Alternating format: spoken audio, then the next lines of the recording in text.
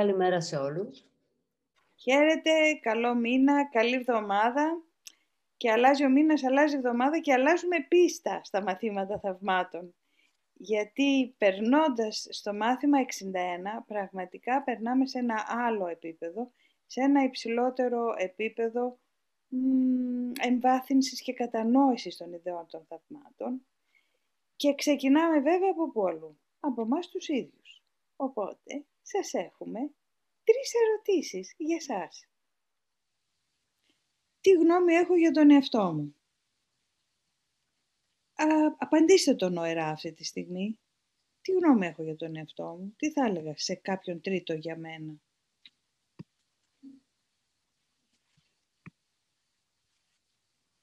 Επίσης, δεύτερη ερώτηση. Δέχομαι εύκολα και συμφωνώ με τους επένους ή αισθάνομαι αμηχανία? Καλά τα παραλές, δεν είναι τόσο σπουδαίο. Το έχω ξανακάνει αυτό ή εντάξει. Έχω μια τάση να το μινιμαλιζάρω. Αυτό είναι το δεύτερο ερώτημα. Απαντήστε το νοερά. Και το τρίτο. Αντιδρώ έτσι από σεμνότητα ή επειδή δεν νιώθω ότι το αξίζω πραγματικά? Δεν είναι τόσο σπουδαίο, βρε αδερφέ, στο κάτω-κάτω.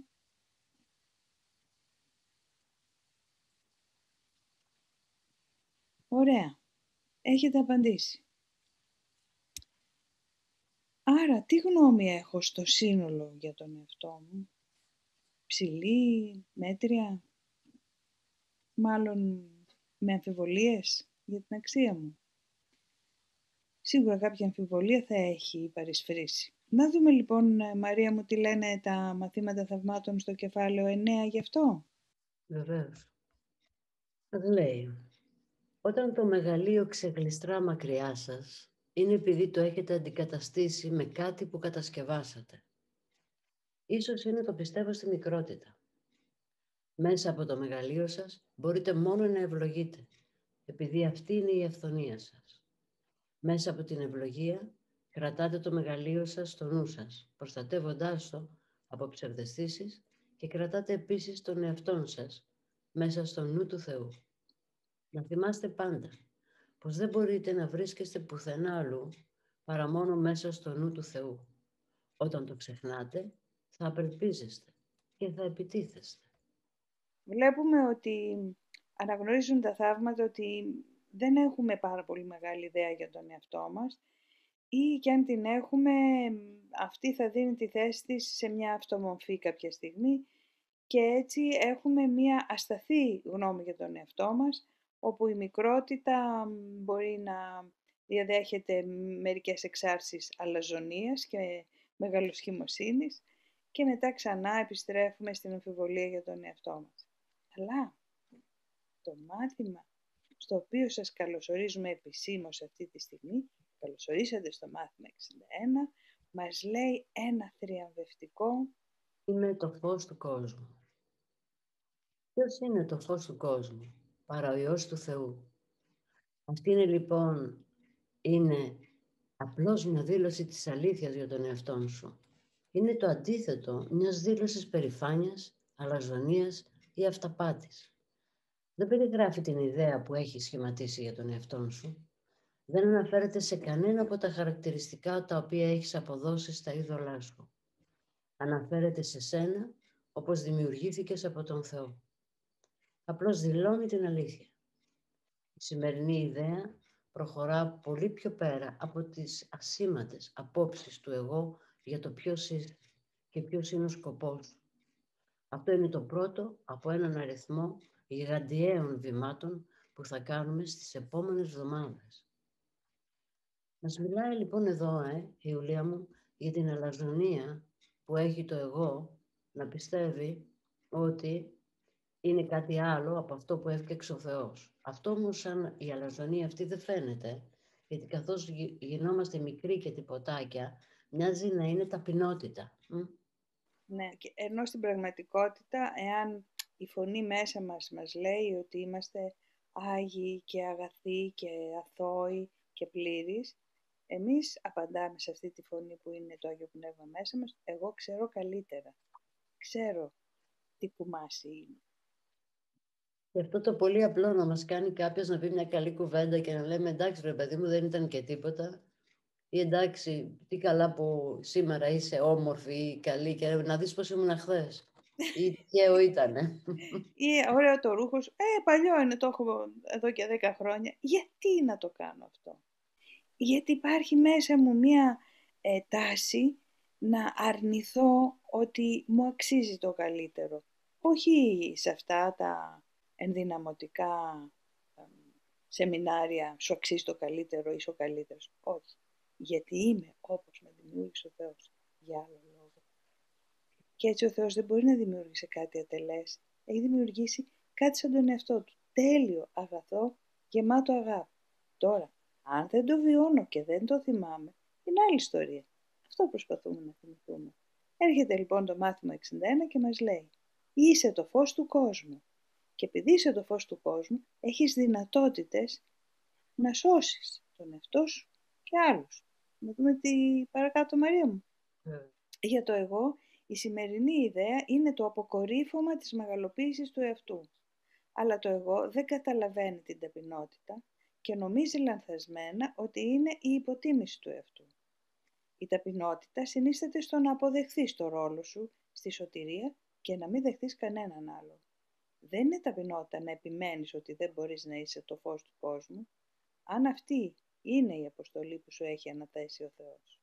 Μόνο η αλαζονία θα ισχυριζόταν ότι αυτή η αποστολή δεν μπορεί να είναι για σένα και η αλαζονία είναι πάντοτε το εγώ.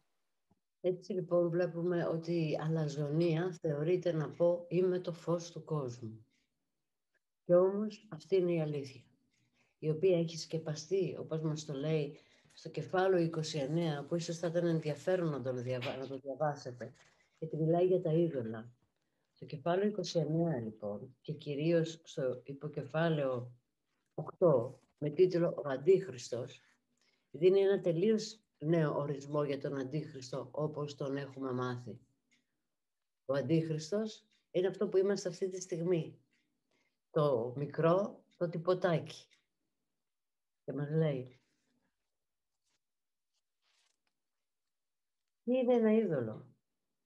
Διότι τα είδωλα δεν είναι αναγνωρίσιμα ως τέτοια και ποτέ δεν θεωρούνται σαν αυτό που πραγματικά είναι. Αυτή είναι η μόνη δύναμη που έχουν, ότι δεν τα αναγνωρίζουμε. Και ο σκοπός τους είναι ασαφής και ταυτόχρονα τα φοβάστε και τα λατρεύετε. Επειδή δεν γνωρίζονται για πού προορίζονται και για ποιο λόγο έχουν κατασκευαστεί. Μας λέει παρακάτω. Μην αφήνετε τη μορφή τους να σας εξαπατήσει. Τα είδωλα δεν είναι παρά υποκατάστατα της πραγματικότητάς σας. Είδωλο εννοεί το σώμα που έχουμε αυτή τη στιγμή και την ιδέα που έχουμε για τον εαυτό μας με την οποία έχει ντυθεί αυτό το σώμα. Κατά κάποιο τρόπο πιστεύετε ότι θα ολοκληρώσουν τον μικρό σας εαυτό, οι ρόλοι κτλ. Κατά κάποιο τρόπο πιστεύετε ότι θα ολοκληρώσουν τον μικρό σας εαυτό για ασφάλεια σε έναν κόσμο που γίνεται αντιληπτός ως επικίνδυνος, με δυνάμεις να συσσωρεύονται ενάντια στην εμπιστοσύνη σας και στην ειρήνη του νου. Και ότι έχουν τη δύναμη να μας εφοδιάσουν με φόδια τέτοια που να αντιμετωπίσουμε την ανασφάλεια, το είδωλο που είμαστε αυτή τη στιγμή. Συνεχίζει.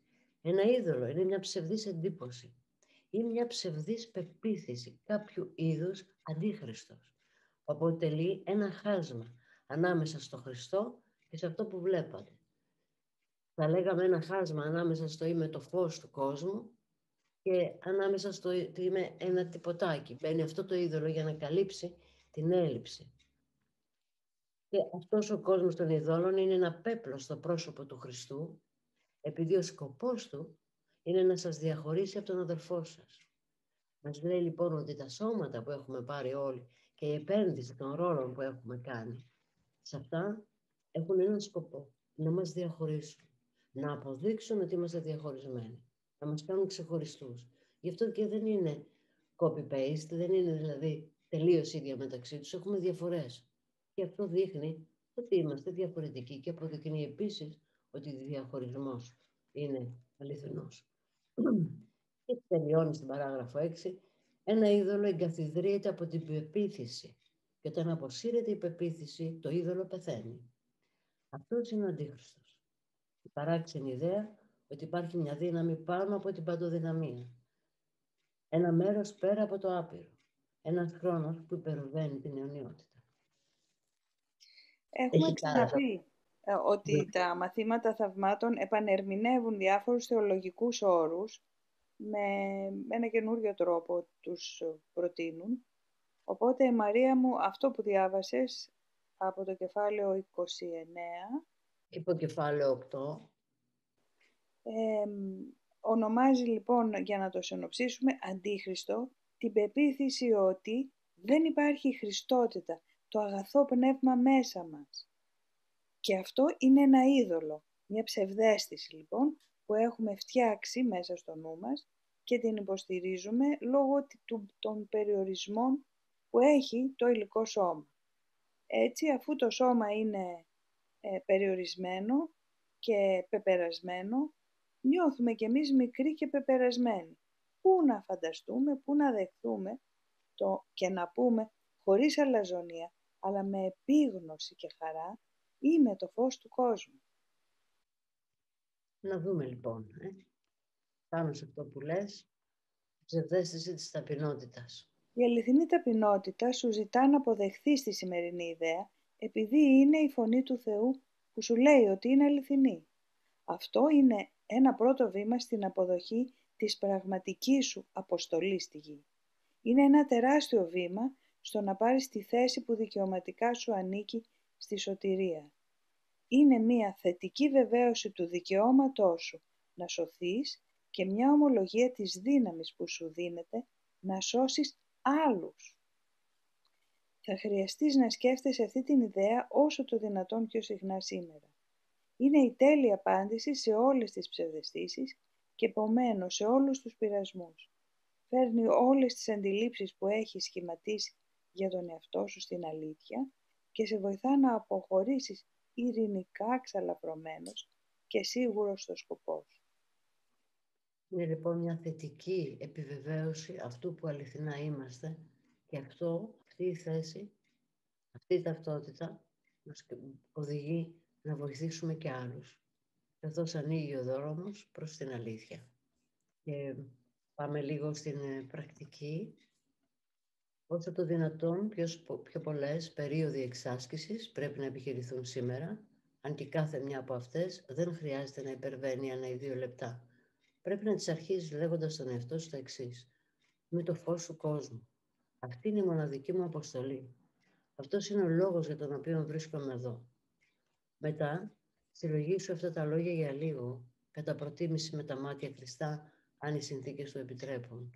Άφησε μερικές παρόμοιες σκέψεις να έρθουν στο νου σου και επανάλαβε την ιδέα στον εαυτό σου, αν ο νου σου περιπλανάται μακριά από την κεντρική σκέψη. Μην αμελήσεις να αρχίσεις και να τελειώσεις την ημέρα με μια περίοδο εξάσκησης. Έτσι θα ξυπνήσεις με μια ομολογία της αλήθειας για τον εαυτό σου. Θα την ενδυναμώσεις όλη την ημέρα και θα πέσεις να κοιμηθείς καθώς επαναβεβαιώνεις την αποστολή σου και το μόνο σου σκοπό εδώ. Το να πω δηλαδή είμαι το φως του κόσμου και γνωρίζοντας ότι αυτό μπαίνει στην υπηρεσία της ανθρωπότητας.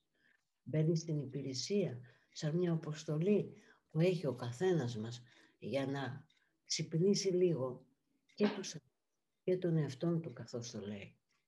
Δεν είναι λοιπόν κάτι που εξάρει τον ατομικό εαυτό μέσα στο σώμα, αλλά εξάρει αυτό που χρησιμοποιεί το σώμα σαν εργαλείο επικοινωνίας για να επικοινωνηθεί μια αλήθεια. Και μιλώντας για αυτή την αλήθεια, Μαρία, θα λέγαμε ότι η πραγματική μας πραγματικότητα, ο αληθινός εαυτός, είναι φως, αλλά όχι φωτονιακό φως, υπερβατικό φως. Αυτό το να πω λοιπόν σήμερα και να το νιώσω όσο γίνεται περισσότερο, είμαι το φως του κόσμου, με οθεί να εκφράσω τον καλύτερο εαυτό μου σε όλες τις περιστάσεις. Αν θυμάμαι να λέω μέσα μου, μα είμαι το φως του κόσμου, συντονίζομαι με αυτή τη δύναμη μέσα μου που μου επιτρέπει να εκφραστώ με καλοσύνη, συμπόνια, αγαθότητα, να εκφράσω δηλαδή όλες τις αρετές της ψυχής μου. Που αν ξέρατε πόσο μεγάλη υπηρεσία προσφέρετε στον εαυτό σας κάθε μέρα, που αυξάνετε την προθυμία σας και επαναλαμβάνετε την επιθυμία να παραδώσετε στο Άγιο Πνεύμα ό,τι σας πονάει ή σας προβληματίζει, είτε στον εαυτό σας είτε στους άλλους. Είτε είναι ζωντανοί, είτε έχουν κάνει το πέρασμα από την άλλη μεριά. Και πάλι ζωντανοί είναι, αλλά είναι στο αθέατο πεδίο. Πάντως, χωρίς περιορισμό, προσφέρουμε στο Άγιο Πνεύμα. Προσφέρουμε μεγάλη υπηρεσία στον εαυτό μας. Μαρία. Πράγματι. Και τώρα καταλαβαίνουμε γιατί μας λέει ότι το Άγιο Πνεύμα στον ορθό νου είναι η μνήμη αυτού που είμαστε. Η μνήμη ότι είμαστε το φως του κόσμου. Έτσι το να απελευθερώσω τον αδερφό, τον διαλογισμό που κάνουμε, είναι ο δρόμος και το μέσον για την επανενθύμηση ότι είμαστε και οι δύο το φως του κόσμου και κάποιος από τους δύο παίρνει την πρωτοβουλία να απελευθερώσει τον άλλον από το είδωλο που πίστευαν και οι δύο μαζί ότι ήταν.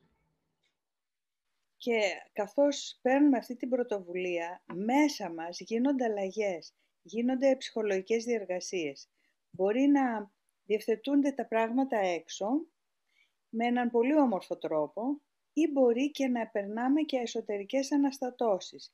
Και έχουμε παραδείγματα και από τις δύο περιπτώσεις. Μαρία, μου επιτρέπεις να διαβάσω αυτά τα παραδείγματα? Βεβαίως.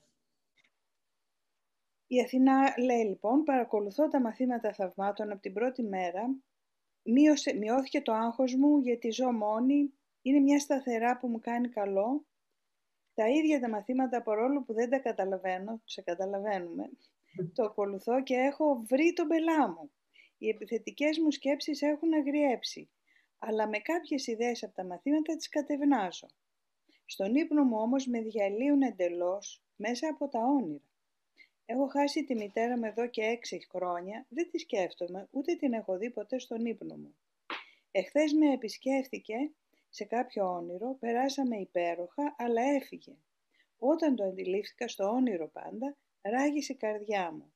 Όταν δεν θυμήθηκα στο όνειρο, στον ύπνο, ότι είχε πεθάνει, ήθελα να πεθάνω κι εγώ. Ξύπνησα με κλάματα και στη σκέψη ότι δεν θα την ξαναδώ ποτέ διαλύθηκα.